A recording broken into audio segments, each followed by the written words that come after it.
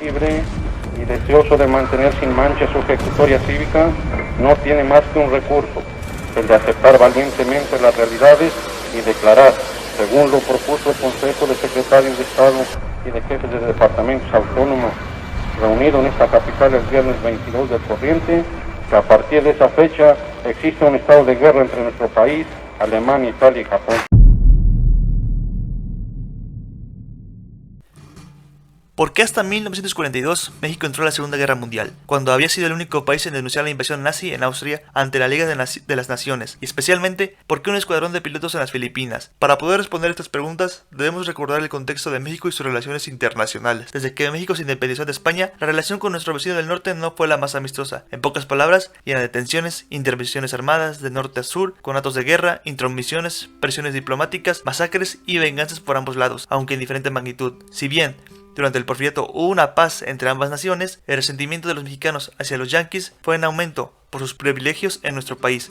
Con el inicio y final de la revolución, el paradigma volvería a cambiar. Nació por primera vez un sentido de nacionalismo en la mayoría de los mexicanos, por parte de revolucionarios como Zapata, y con ello llegarían nuevas leyes y reformas, donde se vería por el bienestar del territorio, su población y recursos. La más importante sería la expropiación petrolera de 1938 por Lázaro Cárdenas.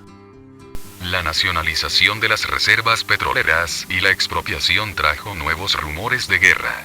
La potencia norteamericana estaba dispuesta a intervenir de nuevo en México y otras naciones europeas también expresaron sus intenciones de cobrarse factura. Pero a punto de iniciar la Segunda Guerra Mundial, la atención de Europa Occidental se desvió bruscamente hacia una amenaza mucho mayor que la política nacionalista de México. Este nuevo y grave peligro revoloteaba sobre sus ciudades y llevaba una esvástica en sus alas. Las prioridades habían cambiado. No tuvimos una intervención territorial, pero sí tuvimos represalias económicas.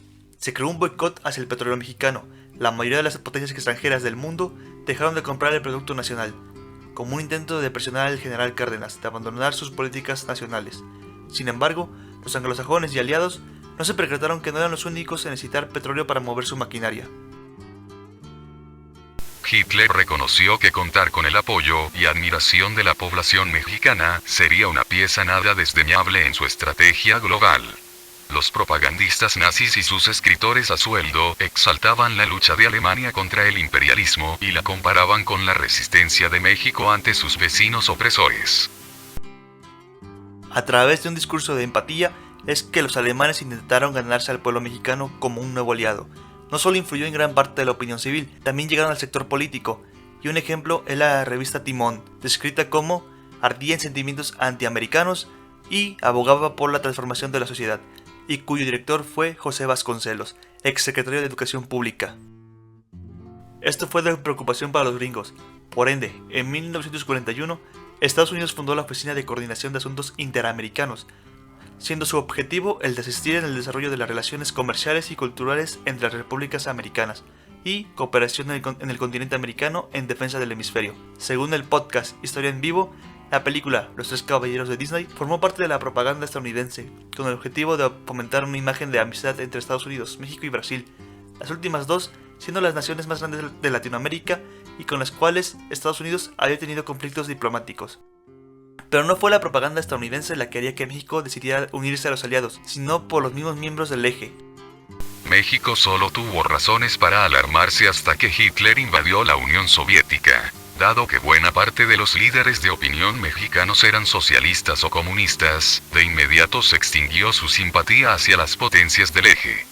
Un par de meses antes el secretario de Relaciones Exteriores de México, Ezequiel Padilla, había advertido ante el Congreso la necesidad de cooperar con los aliados, ya que un posible triunfo de la Alemania nazi traería no solo un orden mundial dominado por una potencia hostil, sino que los indígenas y los mestizos mexicanos serían oprimidos por la política racista del Tercer Reich. A medida que avanzaba la guerra, los mexicanos comenzaron a percibir la verdadera naturaleza del nazismo, cuyas políticas eran completamente opuestas a las que promovía México, donde la diversidad cultural y étnica se considera fundamental para la construcción de la identidad nacional. Esto sembró un sentimiento nacional a favor de intervenir en la guerra a favor de los aliados, lo que en verdad llevaría a México a declarar formalmente la guerra y su unión al bando aliado sería el hundimiento de los buques petroleros el 13 y 20 de mayo de 1942 por parte de un submarino alemán. Esto causó indignación a toda la nación y era inevitable seguir posponiendo la participación del país en el conflicto, y Estados Unidos veía una oportunidad en eso.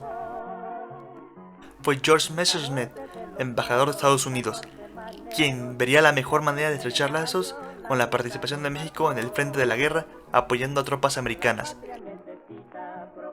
con la intención de demostrar a los mexicanos el compromiso por parte de los norteamericanos en crear una relación de cooperación mutua y confianza. Se formalizó en 1943 una visita a la ciudad de Monterrey del presidente Franklin D. Roosevelt, la segunda reunión binaria en la historia de los países y la primera vez que un presidente estadounidense pisará México. El presidente caballero Ávila Camacho veía con alegría dicha idea, pero el ejército norteamericano lo percibía como una enorme dificultad logística en integrar soldados sin preparación, con otro idioma, costumbres y hábitos. Pero Messerschmitt mantendría en pie su idea de amistad a las naciones a través del conflicto armado, y tras reunirse con altos mandos del ejército norteamericano, se definiría por fin cómo México podría aliarse. Un escuadrón aéreo. Ambos presidentes aceptaron dicha iniciativa. Messerschmitt, en su opinión, México no estaba listo y que lo mejor sería que enviara 1 a 3 escuadrones aéreos. También le dijo que la participación de México sería más por razones políticas que por necesidad. Posiblemente sería ilógico que México mandara elementos hacia una guerra que ya se encontraba decidida, pero Ávila Camacho ya había entendido que solo aquellos países que combatieran al eje tendrían cabida en las negociaciones de la posguerra. Se crearía la Fuerza Aérea Expedicionaria Mexicana, formada por 300 integrantes, pilotos, meteorólogos, mecánicos, médicos, operadores de radio, cocineros y dibujantes. Estas personas serían recordadas hasta nuestros días como el Escuadrón 201. Serían entrenados en instalaciones militares estadounidenses para lograr adaptarse al arsenal y ambiente de los aliados que tendrían en la batalla. Durante el despliegue de la FAIM en Filipinas, la participación entre mexicanos y americanos mejoró bastante. Se destacan numerosos gestos de respeto mutuo entre las tropas de ambos países.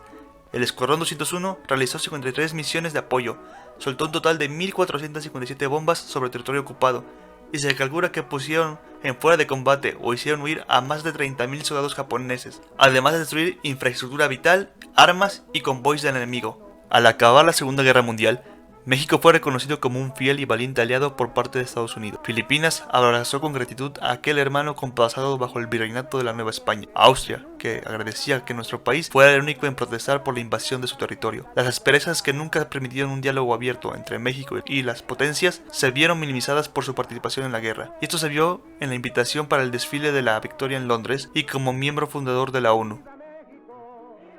La Fuerza Aérea Expedicionaria Mexicana se disolvió en diciembre de 1945 y México pasó a ocuparse de otros asuntos.